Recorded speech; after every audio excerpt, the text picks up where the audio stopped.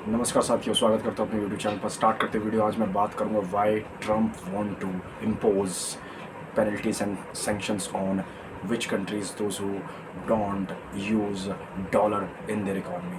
तो दोस्तों, ट्रम्प ऐसा क्यों चाहते हैं और ट्रम्प ने ऐसा क्यों घोषणा की कि जो देश डॉलर का यूज़ नहीं करते हैं अपने ट्रेड में, अपने एक्सपोर्ट में, तो उनके ऊपर यूनाइटेड स्टेट्स बहुत बड़े बड़े पेनल्टीज़ और सैंक्शंस इम्पोज करेगा, जिससे वो एक तरीके से डॉलर यूज़ करे। और डी डॉलराइजेशन के खिलाफ ट्रम्प बहुत बड़ा एक कदम उठाएंगे अपने चुनाव के बाद। तो दोस्तों, ये एक ऐसा डिक्टेटरशिप दिखाता है अमेरिका का, और एक ऐसा डबल स्टैंडर्ड दिखाता है यूनाइटेड स्टेट्स का कि वो जो चाहे वही हो जाए दुनिया में अमेरिका जैसा चाहेगा ये वैसा ही होगा। ऐसा ही हुआ था लीबिया में, जब मोहम्मद गद्दाफ़ी, आज से 15 से 17 साल पहले मोहम्मद गद्दाफ़ी जब हुआ करते थे लीबिया में, अपनी सरकार चलाते थे, उन्होंने भी ऐसा ही कुछ बयान दिया था कि मैं डी डॉलराइजेशन करूँगा। ऐसा बोला था उन्होंने कि मैं ज़्यादातर गोल्ड यूज़ करूँगा एज ए डॉलर के कंपैरिजन में। मैं डॉलर यूज़ ना कर मैं अपना गोल्ड यूज़ करूँगा और अपनी इकोनॉमी को आगे बढ़ाऊँगा, क्योंकि डॉलर यूज़ करने से उनकी इकोनॉमी पर एक नेगेटिव इम्पैक्ट पड़ता है। और एक तरीके से ये भी देखा गया है, जो ज़्यादा देश डॉलर के ऊपर निर्भर हैं उनका ये दिखा जाता है कि डॉलर ताकतवर बनते जाता है और वहाँ की जो रीजनल करेंसी है वो कमज़ोर होते जाता है। तो इंडिया के साथ भी ऐसा ही कुछ है। इसी वजह से 2-3 साल के अंदर इंडिया ने बड़े बड़े कदम उठाए हैं, जैसे कि यूएई के साथ भी ऐसे बड़े बड़े कदम उठाए कि चाहे क्रूड ऑयल ख़रीदना हो, चाहे ट्रेड करना हो, इवन रशिया के साथ, ब्रिक्स देशों के साथ भी जब भी एक्सपोर्ट का मामला आया, इकोनॉमी का मामला आया, तब भी भारत ने रुपी का यूज़ किया। और रुपी का यूज़ करते हुए ये दिखाया कि हम निर्भरता डॉलर के ऊपर नहीं रखना चाहते। तो डी डॉलराइजेशन तो हमने एक कदम सा उठाया। अब मैं रशिया और चाइना की तरफ जाता हूँ, उन्होंने कितने बड़े बड़े कदम उठाए। 300 बिलियन का ट्रेड करते हैं रशिया और चाइना, और उनके बीच में 95% जो करेंसी यूज़ होती है उनकी रीजनल करेंसी रूबल और यॉन यूज़ होता है।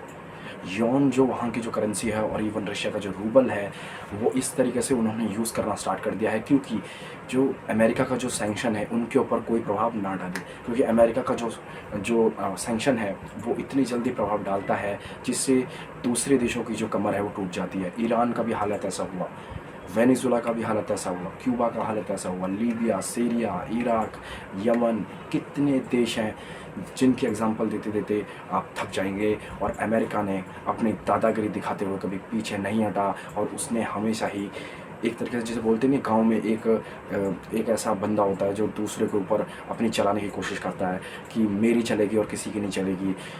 एक सरपंच होता है और एक और ऐसा बंदा होता है जो दूसरे के ऊपर धौंस दिखाने की कोशिश करता है। वो जमींदार, या यूँ कह लो वो आदमी अमेरिका है इस दुनिया का, जो धौंस दिखाना चाहता है दूसरे देशों के ऊपर।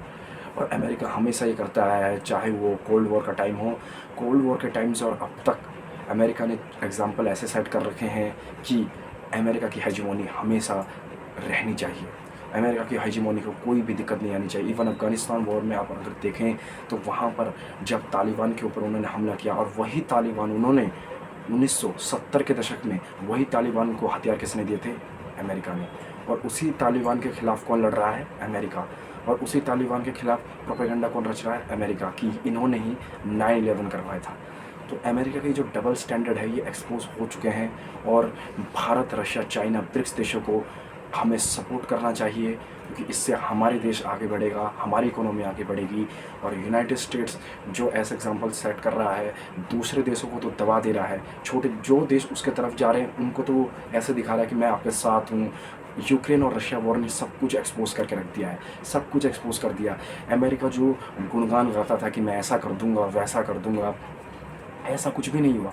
रशिया यूक्रेन वॉर में मीडिया रिपोर्ट्स ये बताती है, भले बिलियंस ऑफ डॉलर्स के हथियार गए हों रशिया के खिलाफ अमेरिका की तरफ से यूक्रेन के लिए, पर क्या अमेरिका आया? क्या उसने एक भी सेना अपनी भेजी यूक्रेन को हेल्प करने के लिए? नहीं की। अपने हथियारों का सिर्फ ज़ख़ीरा जो उसने तैयार कर रखा है उसका सिर्फ वो शोकेस कर रहा था यूक्रेन की धरती पर। और वो शोकेस इस तरीके से था कि अमेरिका का देखिए आप किस तरीके के पावर हैं, अमेरिका किस तरह का वर्ल्ड लीडर है। जब भी बात आती है तो अमेरिका हमेशा आगे आता है। पर वहीं पर रशिया के ऊपर जब सैंक्शंस लगे तो ऐसा लगा कि रशिया ख़त्म हो जाएगा। पर 3% की रफ्तार, मैंने प्रीवियस वीडियो में बताई, 3% की रफ्तार में उसकी इकोनॉमी ग्रो हो रही है। इवन इंडिया, चाइना, जितने भी ब्रिक्स देश हैं वो साथ खड़े हैं रशिया के। क्यों? क्योंकि ये सारे आगे जाकर बनने वाले हैं 5 ट्रिलियन इकोनॉमी से भी बड़ी बड़ी इकोनॉमीज। मतलब ये कह लीजिए इतनी बड़ी बड़ी इकोनॉमीज बनेगी कि अमेरिका की हेजेमोनी को हेड टू हेड टक्कर मिलेगी। चाइना तो एक दिन टेक ओवर कर ही लेगा, बचा भारत जर्मनी जापान को टेक ओवर कर लेगा, बचे साउथ अफ्रीका और बाकी देश, वो भी आने वाले टाइम में टेक ओवर कर जाएंगे। इसीलिए जितने बड़े बड़े इंटेलेक्चुअल्स हैं अमेरिका के, वो घबरा रहे हैं कि हमारे। और ये भी एक चीज़ है, एक नोट डाउन करने की बात है, अगर डॉलर अगर अमेरिका के पास नहीं रहा ना, तो अमेरिका की सिट्टी विट्टी 2 दिन में गुल हो जाएगी। डॉलर इतनी बड़ी पावर है अमेरिका के पास, अगर डॉलर का यूज़ ना करे यूनाइटेड स्टेट्स, तो अमेरिका की बात ना कोई घंटा नहीं मानने वाला, पाकिस्तान जैसा देश भी नहीं मानने वाला अगर डॉलर की ताकत ना हो। हथियारों के दम पर आप कितना भी धमका लें, जब आपके पास इकोनॉमिक पावर नहीं है, आपकी कोई सुनने नहीं वाला। तो साथियों, ये सारी चीज़ें हैं जो अमेरिका को एक्सपोज कर चुका है। 21st सेंचुरी में वो एक्सपोज हो चुका है पूरी तरह, और आज का वो टाइम है। आज वो 1960 वाला दशक नहीं है कि अमेरिका आता है और धमका देता है और हाँ, जो दूसरे कमज़ोर देश है वो डर जाते हैं। आज वो वाला टाइम नहीं है, आज ग्लोबलाइजेशन है, आज AI का टाइम है। आज पूरी दुनिया एक दूसरे से कनेक्ट हो चुकी है, इसलिए सब जानते हैं कि अमेरिका किस टाइम पर कौन सा चाल चलने वाला है, सबको पता है।